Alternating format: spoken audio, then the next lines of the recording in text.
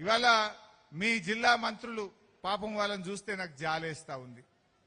నేను మొన్నెప్పుడో మాట్లాడినా, గురుకుల పాఠశాలల్లో ప్రభుత్వ పాఠశాలల్లో గా పిల్లలకు అన్నం పెట్టే కోడిగుడ్ల మీద ఉప్పు పప్పు మీద కూడా ఎవడన్నా పైసలు తింటారా, పాపం తగులుతుంది అన్న.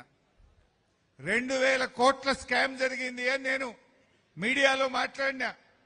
మన కరీంనగర్ జిల్లా మంత్రులు మన జిల్లా పరువు తీస్తున్నారు.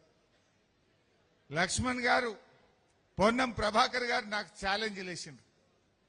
అరే నువ్వు 2000 కోట్ల స్కామ్ అంటున్నావు, మేం కొన్నదే 680 కోట్లది అన్నారు. వాళ్ళకి నిజంగా వాళ్ళని చూస్తే నాకు జాలేస్తుంది.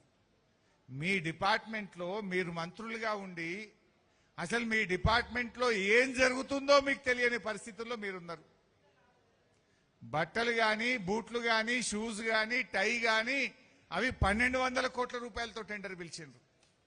ఈ ఉప్పులు, పప్పులు, కూరగాయలు, కోడిగుడ్లు, మటను, చికెన్ ఇవి 800 కోట్లతో టెండర్ పిలిచిండ్రు.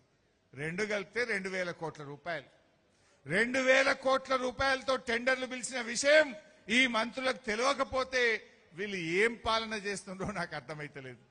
నాకు ఛాలెంజ్ చేస్తున్నారు, ఏ హరీష్ రావు మేము కొన్నదే 680 కోట్లది, నువ్వు 2000 కోట్ల స్కామ్ అన్నావు, యాడికేలైంది అని అన్నారు. అంటే ఎంత కొంటున్నారో, ఎంత టెండర్లు పిలిచిండ్రో కూడా తెలియని అయోమయ స్థితిలో ఈ పొన్నం ప్రభాకర్ గారు, ఈ లక్ష్మణ్ గారు ఉంటే నేను వారి విజ్ఞతకే వదిలేస్తున్నా. నాకు ఛాలెంజ్ చేసిండు రాజీనామాకు రెడీ అని. నేను రెడీ, నేను అనగలుగుతా. కానీ స్కామ్ చేసిన వాళ్ళు మీరు కాదు. ఆ డిపార్ట్మెంట్లో ఏమైతుందో మీకు తెలియదు.